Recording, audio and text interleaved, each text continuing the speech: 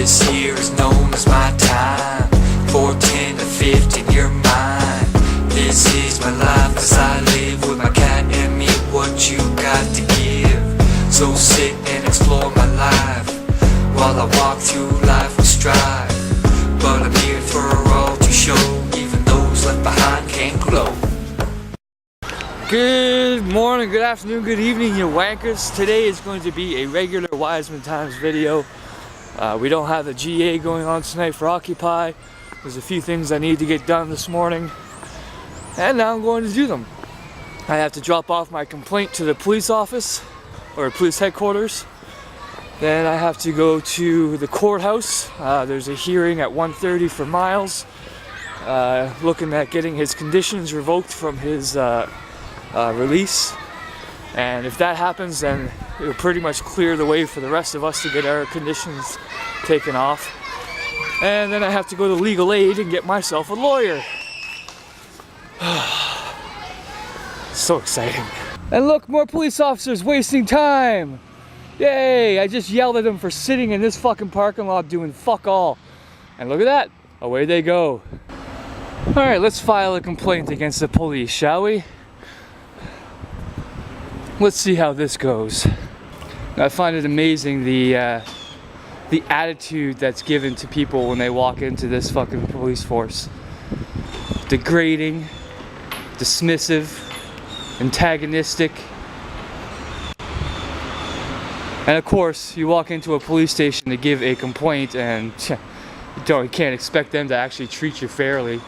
So, this police force is a shamble. It's a shame. Half this police force doesn't deserve their fucking badges.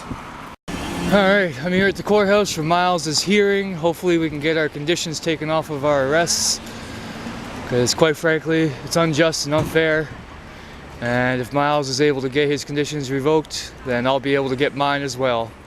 Because they are unconditional and they go against the Canadian Charter of Freedoms and Rights in our lovely Canadian country. Yay, Miles! Woo! Hey, Wiseman. Congrats, my friend. You are no longer 5 years old and you're allowed him back in parks. Sure. Maybe we could just start with some preliminaries. Could you tell us, introduce yourself and tell us what happened? Hi, here my name's Gordon Howe, and I've been retained by Mr. Howe. Or my name's Gordon Howe, and I've been retained by Mr. Howe in relation to the aftermath of his arrest at the November 11th Occupy protest. He was arrested and released 14 or so hours later under a number of conditions. The next day he was arrested again for an alleged breach of those conditions. We attended court Monday morning and secured his release. Today we are in court to enter a plea to those two charges, as well as to change the conditions of his release. He's now allowed in parks. He has to keep the peace and be a good behavior and attend court as necessary. So we're successful in that part of our journey today. We also advised the court that we are pleading not guilty with Mr. Howe as to these offences. We anticipate making arguments under Section 2B and Section 7 of the Canadian Charter of Rights and Freedoms, as well as other arguments, and we'll probably need up to 4 days to a week for trial. We're in court next to November 22nd, and that's when we'll begin the trial. Okay, and you said that you're going to use the charter in the upcoming trial. Could you expand a little bit on what sections, under what grounds you're Peaceful going to... assembly in Section 2B, which is freedom of expression. Freedom of expression is essential to a functioning democracy. All ideas that ever advance society, or everything that, whether it be the right for women to vote, whether it be some of the laws, the civil rights movement, all these came about through protest. Martin Luther started the Protestant Reformation through expressing himself in public space. And that's generally where it goes. In order to express oneself, sometimes a group has to be together. Sometimes a group has to formulate ideas, and by drawing attention to this, that's part of the message as well. And so those would be some of the arguments. That's certainly not exhaustive. It's all very preliminary at this point in time. And we'll be reviewing the disclosure, and I'll be consulting with other legal professionals who have volunteered time looking at this matter in a more expansive way. Mr. Howe, a lot of people would assume that the Occupy Nova Scotia protest is pretty much dead and gone, but it looks like it's going to go forward in the courts. Can you comment on how you feel today after pleading not guilty? I feel great. I'm going to go walk my dog in a park for the first time in a few days. Yay. It's good to be out of Burnside Correctional Facility as well, so that's a bonus. It's good to have so many good friends and acquaintances and new friends around. I mean, I don't think this Occupy movement is over. You can't make this go away. It's an idea that's amassed, thousands of people around the world at this point. And whether or not, the police take advantage of us not being there to take things down, or whether the numbers are simply not there at a certain point, does not mean that this hasn't resonated deeply with the Canadian populace at large. Studies or surveys have gone out lately that suggest that the majority of Canadians actually do agree with this Occupy movement. So it's far from done. It's just beginning. That movement sometimes subjugates itself to demands put on it by timelines that are just hashed out helter-skelter by the people who precisely we may be protesting against. So to have it, be like you're going to figure out the world how to make a better one within the span of 2 hours on this street, and then you're all going to go home back to your places, that doesn't really work anymore. So we're at a new stage of protest. They say violently expulsed from place of protest. Any sustained features of the physical et psychological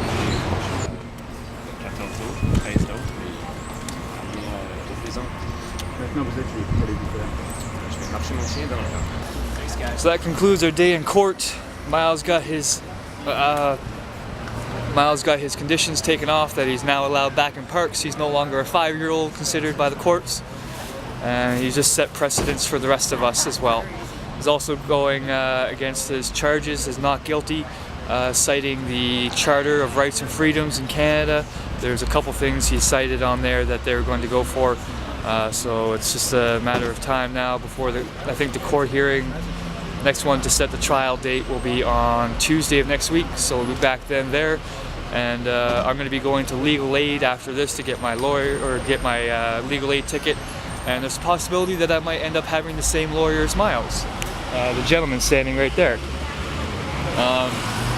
He seems to be a very good lawyer, seems to be very smart and on the ball, and willing to fight for the Occupy movement. So I'm going to have a chat with him here in a couple minutes, and then I'm going to be off to legal aid. Alright, I just finished at legal aid. I have an appointment on, let's see here,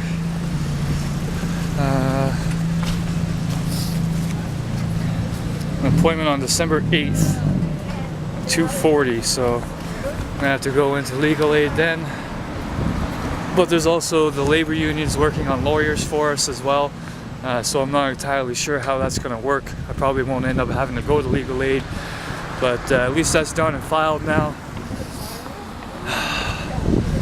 Shit's so overwhelming, man. There's so much stuff going on right now. My head's spinning a mile a minute. But it is what it is. Now I have to go get my court papers, or my release forms, or my conditions and my charges and all that photocopied, so I can give it to the labor union to forward on to the lawyers. So such a fun day. Alright, glorious job of getting photocopies is done and over with, so now I can get all my legal papers over to the union, the labor union, and then we can get this ball rolling on the whole legal issues and matters. But now that Miles' conditions about not being allowed in parks has been revoked, or has been removed, that just sets precedence now for the rest of us who had that same condition. So hopefully within the next few weeks, hopefully sooner than that, we can get the conditions of our release removed and strictly keep it to, keeping the peace, not breaking the law, blah, blah, blah, blah, blah, that kind of shit. Yay, this legal stuff is a headache, but it is what it is, and I gotta deal with it now. There's no way around it, so just gotta suck it up, buttercup, get this ball rolling and move forward. And there's no GA today. We decided to cut back on the GAs.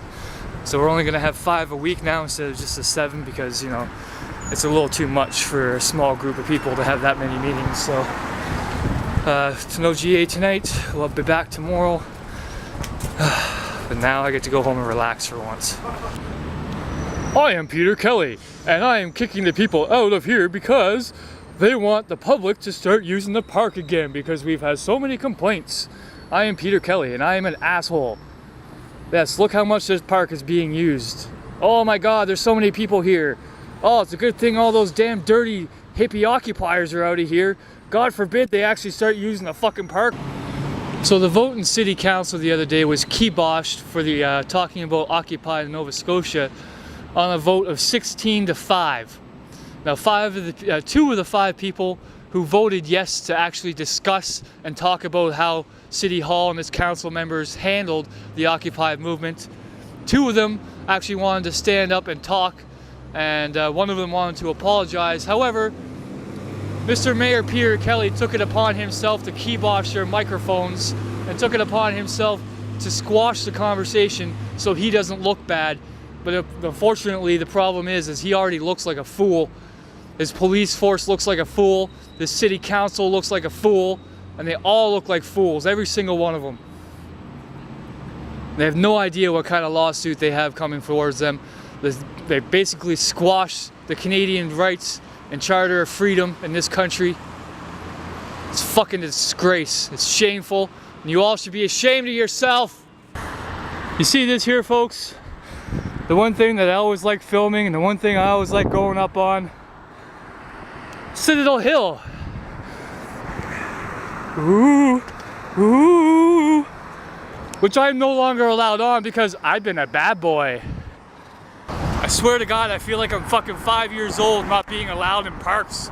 Ooh, I was such a bad boy. I protested for the rights of human beings. I'm so sorry. Well, I just got home and noticed something that's fucking fantastic. I don't know how, I don't know when, I don't know where, but my wallet's gone. My wallet's been fucking, it's either been stolen from me, pickpocketed from me, or it fell out of my pants somehow. Which in the 3 years I've had that wallet has not happened a single time. I'm very OCD about where I keep my things, and I'm always checking to make sure I still have them. Except for today for some reason, because I was running around doing all this fucking shit. But not once today did I need to take my wallet out of my pocket. And it was there when I left this morning, and it's not here now. That just fucking caps off everything. That's just perfect. What the fuck do I need a wallet for? Not like I need any ID, not like I need a fucking healthcare number or anything like that. God damn it! So now I have to go back out, retrace my steps, and do all that fucking bullshit and waste more time. God, I'm getting so fucking frustrated and angry and pissed off at everything going on, man. It's like this is fuck with James month or something. So I just spent the last hour or so going to every single place that I've been in the last 3 days. Just backtracking, retracing. Nowhere to be found. Not a fucking trace of it. So James just went from being fucked to being absolutely screwed. It's hard enough doing anything in this fucking society with no ID, but if I end up losing my place, because I can't find a fucking job, I'm fucked. I'm absolutely screwed. You can't do fuck all without any ID. I can't even replace my bank card without having ID. So there's nothing I can do now. Nothing. I'm at the end of my rope. The rope has been cut off. There's nothing else below me now. Now it's where I'm at, and then the streets. God damn it. And plus, if I even fucking find a goddamn job in this city, which is almost impossible, it's not like I can fucking do anything because I don't have a social insurance card or number that I can give them. I don't have a fucking health card or birth certificate to show them that I am who I am. And I don't even have banking information to get a fucking paycheck because I don't have any ID to get another bank card. Infuriated. I am infuriated.